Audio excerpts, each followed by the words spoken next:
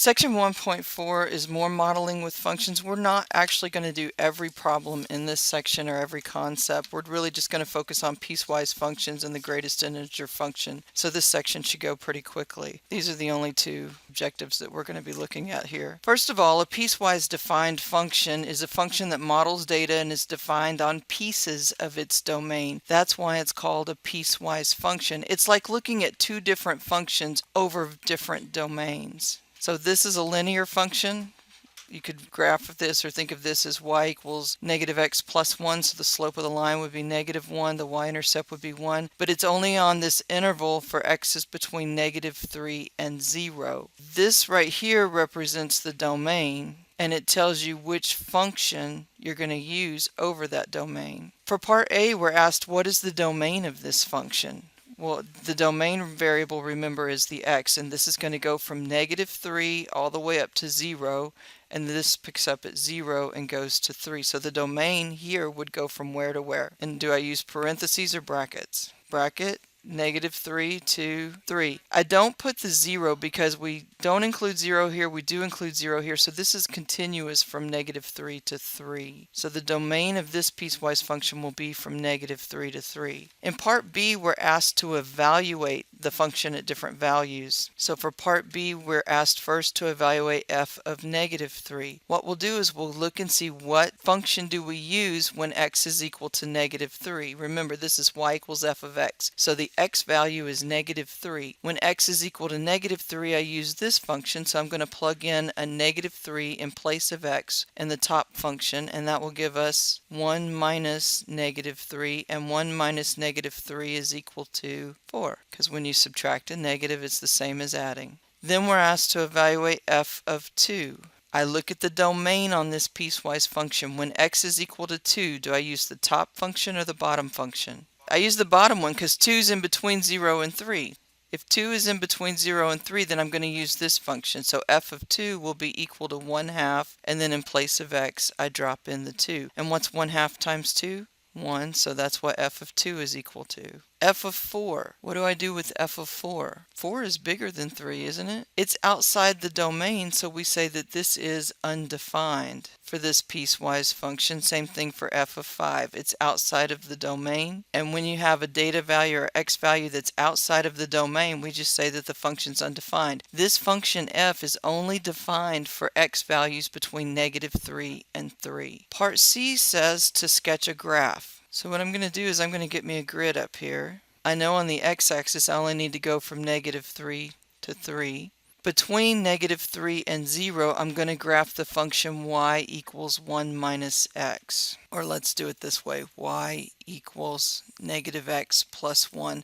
What's the slope of this function? And what's the y-intercept? When x is equal to negative 3, we saw that y was equal to 4, so I'm going to put a point right there and I use a closed circle. And then I graph a line with a slope of negative 1 and a y-intercept at 1, and I put an open circle here and then just connect the dots, like so, because it's a straight line. And this is the graph of a line where the slope is equal to negative 1, the y-intercept is 1, but it's only graph for x's between negative 3 and 0, including the negative 3 but not including the 0. This second equation is the same as y equals 1/2 x. What's the slope of this line? Remember, y equals mx plus b, and what is the y-intercept? It's a 0. So when x is equal to 0, I can be equal to 0, so I put a closed dot right there for that line segment, and then my slope is equal to 1/2, so from here I'm going to rise 1, run 2, and that gives me another point that I could have on my line, and it looks like right here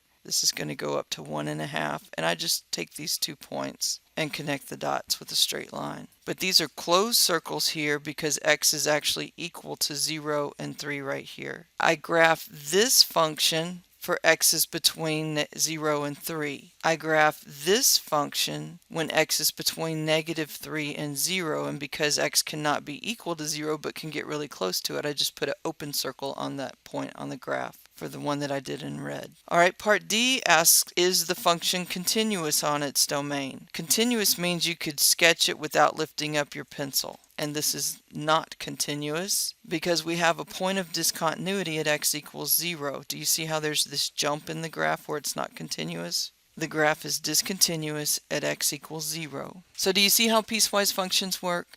They look scary and complicated because it looks like a whole bunch of different functions, and it is, but you only look at these different functions for the given domain. Next, we have the greatest integer function. This is also sometimes referred to as the step function. You may hear it referred to as the step function because the graph of it looks like a set of stairs. The way it works is this is the greatest integer that's going to be less than or equal to x. So if that greatest integer of -2 is going to be -2 as long as x is in between -2 and -1. The minute it jumps up to -1, we get x being equal to -1. You end up getting these stair steps when you sketch this graph where it's equal to the y value on the left and then open circle on the right until it jumps up to the next integer. That's the way this works. Another way of thinking of it is truncate the decimals. So if you have x equals 0, then the y value is going to be 0. And if x is equal to 0.1, 0.2, 0.3, 0.4, y is going to be 0. All the way up until you get to x equals 1. The minute x is equal to 1, y jumps up to 1. And then y is going to be 1 all the way through x equals 1.1, 1.2, 1.3, 1.4. And then the minute you hit 2, on your x value, y jumps up to 2. You're just chopping off the decimals for the range element. So let's look at an example problem. And I'm going to show you how to graph this on your calculator. Example 2 asks us to use the dot mode to graph the function. Now on the dot mode, you won't have these bars connected with these lines. So graphs B and C look the same, except C looks like it's connected with lines. Graph A and D look the same, except the lines in A are connected.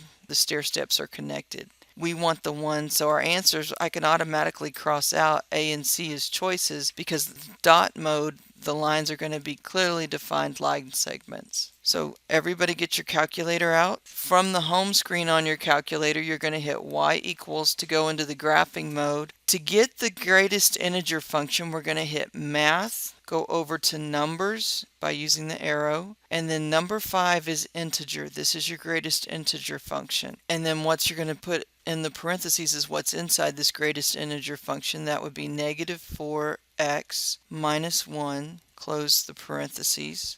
And then in this problem, we're told what to set our viewing window as. So these are the x values for your viewing window, and these are the y values for your viewing window. Let's go back into our calculator and set the window. To set the window, we hit the window button, and we want our x's to go from -1 for the min, 1 for the max, 0.25 for the scale. Our y's are going to go from -6 to 6 with 1 for the scale. And then to see the graph, we just hit the graph button. What function does this look like on here? Either B or D. We've already said why it can't be A or C. It looks like D. It's not A. D and A look exactly the same, except on A the lines are connected. These horizontal lines are connected with a little vertical drop down. So on dot mode we have clearly defined horizontal lines, so this would be our answer. Part B of the problem asks us to find or evaluate f of -2.3. f of -2.3 means I'm going to look at the greatest integer of -4 times -2.3 minus 1.